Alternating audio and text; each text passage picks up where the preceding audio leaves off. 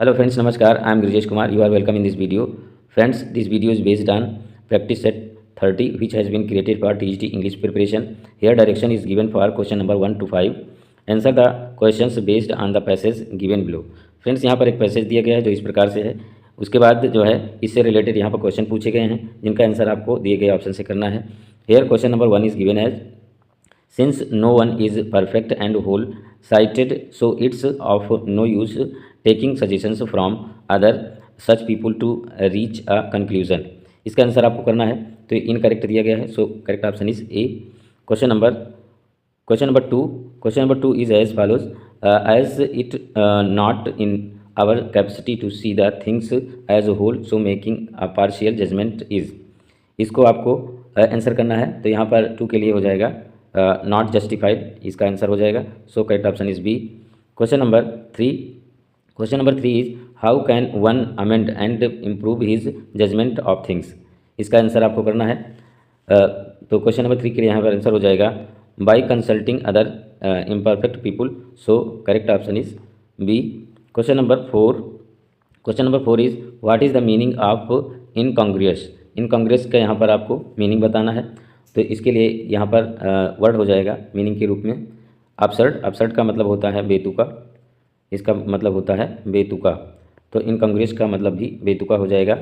बाकी आप जानते हैं एप्रोप्रिएट का मतलब होता है उचित और डिग्निफाइड का मतलब होता है गौरवान्वित, यूजफुल का मतलब होता है उपयोगी। Question number 5 is as follows. Here question number 5 is suggestion and consulting can be made only with our superior in ability, the statement is। ये इसका आंसर आपको करना है तो क्वेश्चन नंबर 5 के लिए आंसर हो जाएगा incorrect, so correct option is A. Question number 6 दिया गया है जो कि इस प्रकार से है for last 30 years of his of life Thomas Hardy did not right. Literature पर बेस्ड ये क्वेश्चन है। थॉमस हार्डी ने अपने जीवन के 30 सालों में जो लास्ट के इनके 30 साल थे उसमें इन्होंने क्या नहीं लिखा, ये आपको बताना है तो इसके लिए यहाँ पर आंसर हो जाएगा नॉवेल। नॉवेल नहीं लिखा इन्होंने, so correct option is B. Question number 7 दिया गया है Robert Browning's poetry is. Robert Browning की जो पोइट्री है वो किस प्रकार की होती है आपको बताना है तो इनकी पोइट्री जो होती है ऑप्टिमिस्टिक होती है, आशावादी जिसको कहते हैं, हिंदी में इसको क्या कहते हैं आशावादी। इनकी जो पोइट्री होती है वो आशावादी होती है, so correct option is A. Question number, हाँ थोड़ा सा आगे बढ़ने से पहले यहाँ पर और जो शब्द दिए गए इन पर डिस्कस कर लेते हैं। पेसिमिस्टिक का मतलब होता है निराशावादी और मिलियोरिस्टिक का क्या मतलब होता है आप कमेंट के माध्यम से बताएं। क्वेश्चन नंबर 8 दिया गया है मिल्टन वाज। मिल्टन क्या थे? Milton was a belated Elizabethan poet, so correct option is B. Question number 9 दिया गया है W.H. Orton belongs to. W.H. Orton जो हैं ये किससे बिलोंग करते हैं यहाँ पर आपको बताना है, इनके लिए आंसर करना है। W.H. ऑर्डन जो है ये किस सेंचुरी से बिलोंग करते थे ये आपको बताना है तो यहाँ पर आंसर दिया गया है 20th century, so correct option is D. 20वीं सदी से ये बिलोंग करते थे। क्वेश्चन नंबर 10 दिया गया है an Alexandrian is a verse line.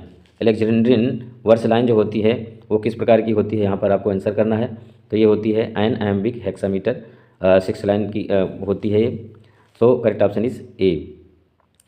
Next question number 11 दिया गया है Dryden as a critic was. Dryden एक आलोचक के रूप में क्या थे ये आपको बताना है तो इसके लिए आंसर हो जाएगा यहाँ पर an opponent of critical theories of Aristotle. Aristotle के द्वारा जो क्रिटिकल थियोरी दी गई थी उसके ये विरोधी थे, विरोध करते थे उसका, so correct option is B. Question number 12 दिया गया है the alchemist is a. Alchemist क्या है ये आपको बताना है तो अल्केमिस्ट जो है एक प्रकार की नावल है, सो करेक्ट ऑप्शन इज ए। 12 का यहाँ पर ए हो जाएगा। थोड़ा सा एक्स्ट्रा पॉइंट की अगर बात करें तो अल्केमिस्ट जो है ये यहाँ पर थोड़ा सा मिस्टेक हुई है फ्रेंड्स, इसके लिए मैं क्षमा चाहूँगा। क्वेश्चन नंबर 12 के लिए यहाँ पर बी है एक कॉमेडी है, वैसे ये जो है विवाद के घेरे में है, इसको मैंने कहीं नावल पढ़ा था, आज यहाँ पर एक कॉमेडी मिल रही है तो इसके बारे में दिया जा रहा है कि एक प्रकार की कॉमेडी है जो बेन जॉनसन ने लिखी थी, ये इतना एक्स्ट्रा पॉइंट के रूप में, सो करेक्ट ऑप्शन बी हो जाएगा। यहाँ पर ए नहीं होगा, वैसे ये डिस्प्यूटेड है मेरे हिसाब से, आप कमेंट के माध्यम से बताइए कि अल्केमिस्ट है क्या। मेरे हिसाब से नावल है लेकिन यहाँ कॉमेडी दे रहे हैं। Question number 13 is as follows. Of which poem is the following line a part for them no more the blazing hearth shall burn. यहाँ पर बताना है आपको ये लाइन कहाँ से है। तो 13 के लिए यहाँ पर आंसर हो जाएगा Lycidas. So correct option is A. Lycidas जो कि मिल्टन की रचना है, एक इनका एपिक है। ये क्या है? एपिक है, मिल्टन द्वारा लिखा गया एपिक है। क्वेश्चन नंबर 14 दिया गया है, the author of nightingales is. Nightingale के ऑथर का यहाँ पर नाम बताना है आपको। 14 के लिए यहाँ पर हो जाएगा रॉबर्ट ब्रिज। रॉबर्ट ब्रिज जो है इसके ऑथर हैं। So correct option is C. Question number 15 दिया गया है, who wrote the following lines. Following lines जो दी गई हैं यहाँ पर, इसको किसने लिखा है ये आपको बताना है। लाइन है, fresh spring and summer and winter होर मूव माई फेंट हार्ट विद ग्रीव।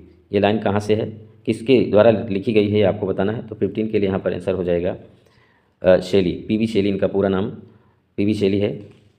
तो यहाँ पर बी ऑप्शन सही हो जाएगा। क्वेश्चन नंबर 16 दिया गया है, बीट राइटर्स। बीट राइटर्स किस शताब्दी से बिलोंग करते थे ये आपको बताना है। तो 16 के लिए यहाँ पर हो जाएगा wrote in 1950s।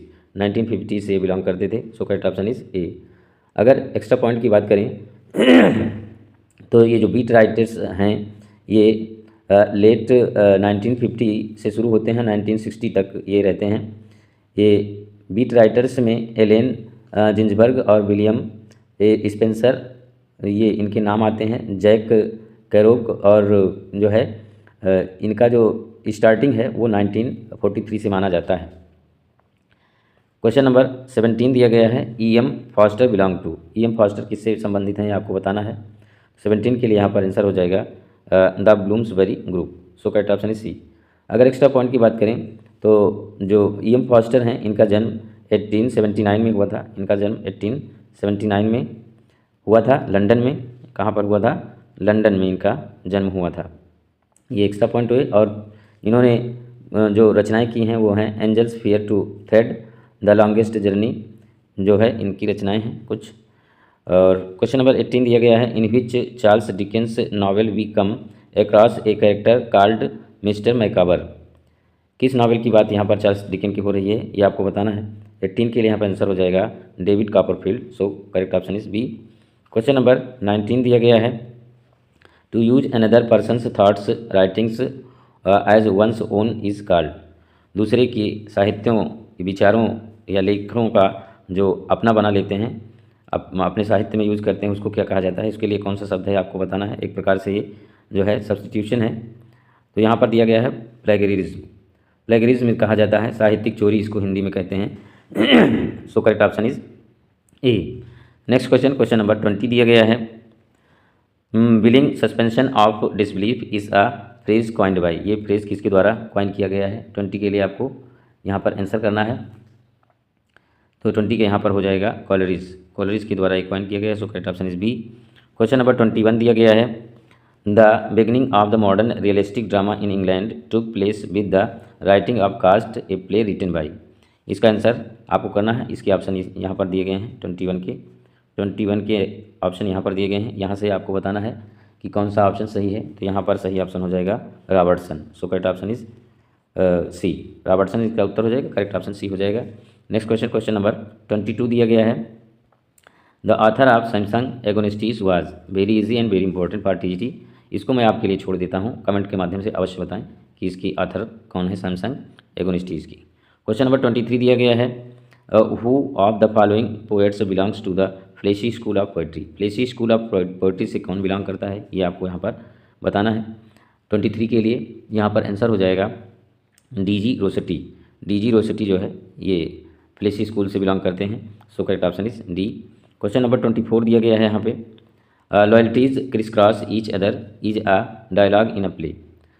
Loyalties criss cross each other ये डायलॉग किस में आता है, किस प्ले में आता है आपको बताना है। तो 24 के लिए यहाँ पर आंसर हो जाएगा 24 का बी। काल्सवर्दी की रचना है ये। So correct option is B. Question number 25 दिया गया है, our bodies are our gardens to which our wills are gardeners. ये लाइन किसके द्वारा कही गई है, स्पीच किसके द्वारा है ये आपको बताना है। तो यहाँ पर दिया गया है इसका आंसर इयागो। ये टाइपो मिस्टेक है, ये आई है Iago. So correct option is B, जो कि हैमलेट में आता है और ये बात कहता है। क्वेश्चन नंबर 26 दिया गया है, will no one tell me what she sings perhaps the plaintive numbers flow for old and happy far off things and battles long ago. ये लाइन कहाँ से है ये आपको बताना है। 26 के लिए आंसर हो जाएगा यहाँ पर the solitary reaper. So correct option is A. Solitary reaper जो है ये विलियम वर्ड्सवर्थ के द्वारा लिखा गया है और इस रचना से ये लाइन ली गई है। क्वेश्चन नंबर 27 दिया गया है the line the mind is its own place and in itself can make a heaven, यहाँ पर ई होना चाहिए, a heaven of hell and a hell of heaven occur since. ये लाइन कहाँ से है ये आपको बताना है। 27 के लिए यहाँ पर आंसर हो जाएगा, 27 का आंसर हो जाएगा पैराडाइज लास्ट, जो कि मिल्टन की रचना है। मिल्टन की रचना पैराडाइज लास्ट से लिए गए। सो correct option is D.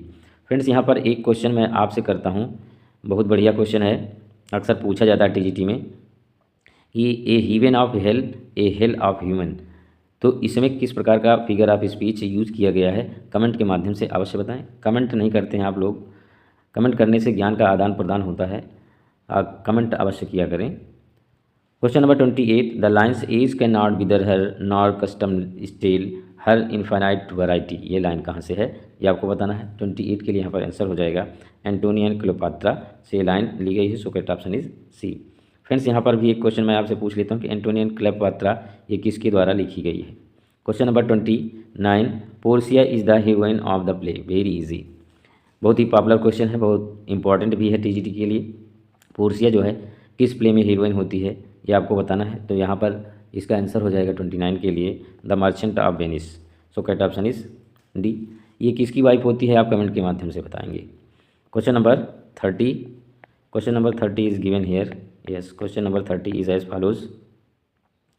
Question number 30 and last question of this video I will continue creating videos for TGT English preparation. If you support me by subscribing my channel. Question number 30 is the lines bliss was it in that dawn to be alive but to be young was very heaven. ये line कहाँ से है ये आपको बताना किस poem से है। क्वेश्चन नंबर 30 के लिए यहाँ पर आंसर हो जाएगा विलियम वर्ड्सवर्थ की रचना से ये लाइन ली गई है। So correct option is A. That's all for this video. Friends ये वीडियो आपको अच्छा लगे तो लाइक करें, ना अच्छा लगे डिसलाइक करें, कमेंट करना बिल्कुल भी ना भूलें। और यदि इस वीडियो से आपको कुछ लाभ मिलता है तो please support me and subscribe my channel to get notification as soon as we will. Thank you very much.